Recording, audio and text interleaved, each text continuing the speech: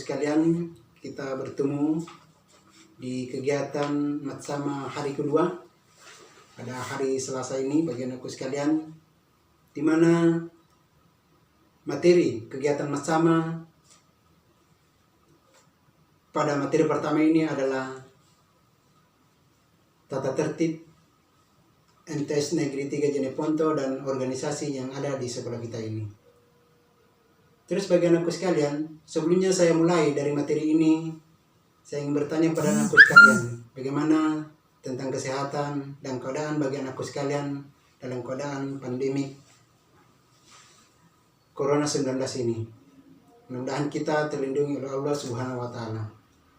Terus bagi anakku sekalian, kita lanjutkan untuk materi tata tertib, di mana tata tertib ini adalah suatu kumpulan aturan yang mengikat, yang dibuat secara tertulis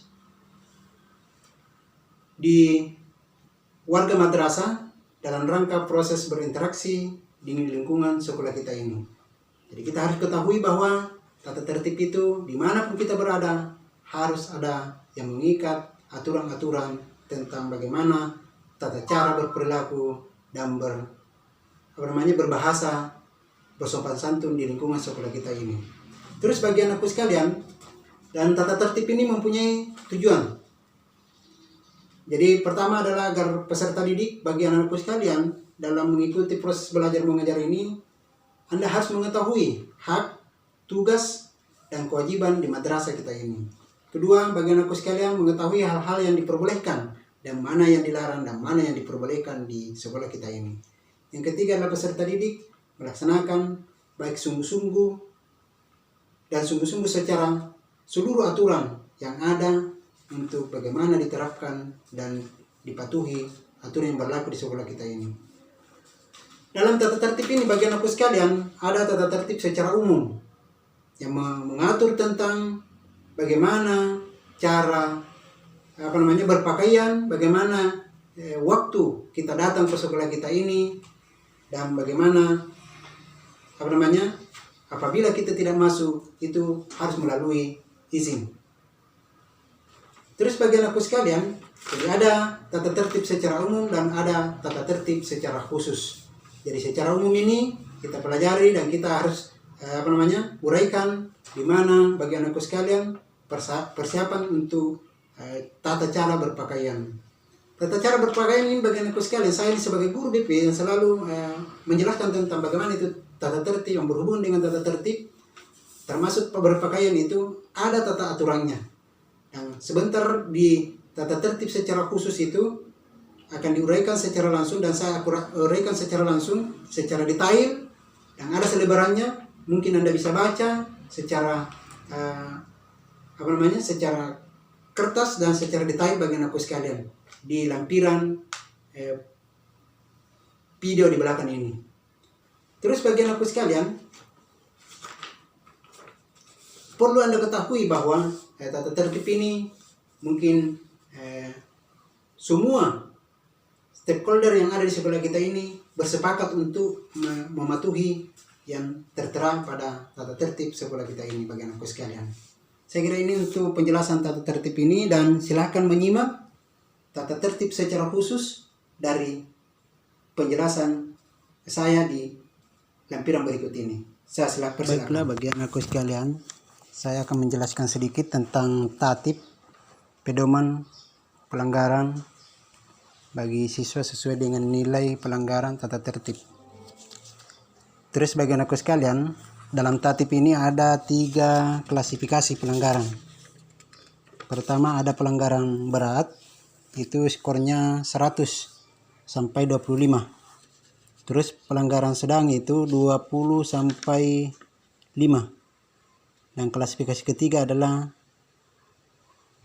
klasifikasi pelanggaran ringan, yaitu pelanggarannya skornya 2 sampai 1.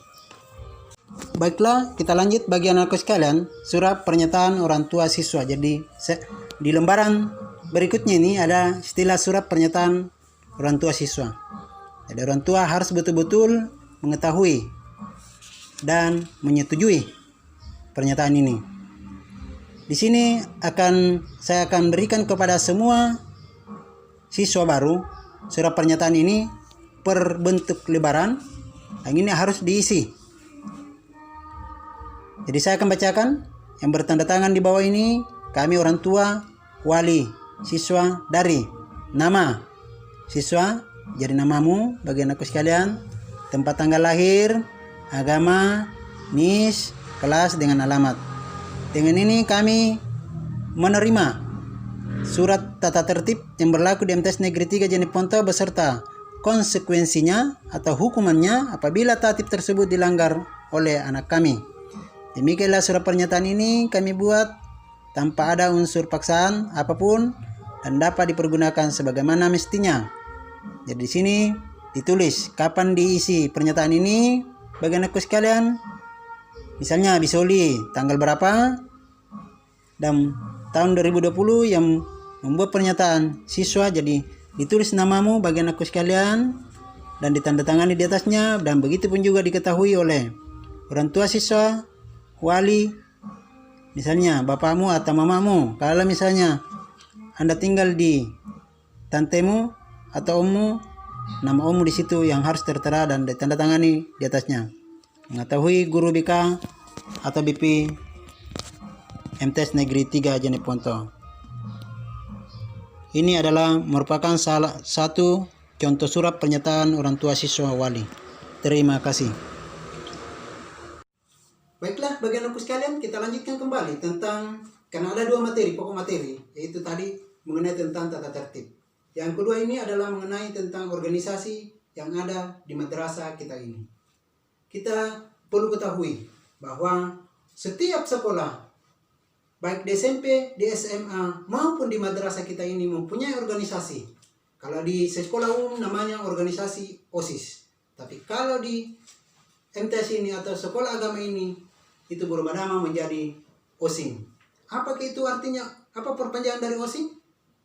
Ini yang perlu kita ulas kembali, apa itu organisasi yang ada di sekolah kita ini yang namanya OSIM. Mungkin ada slip videonya, gambarnya di belakang ini, sebentar saya akan jelaskan, uraikan kembali. Bagaimana kalian? Perpanjangan dari OSIM adalah organisasi siswa intra madrasah. Tapi kalau OSIS, ini yang membedakan antara OSIS dengan OSIM, organisasi organisasi siswa intra sekolah kalau itu umum.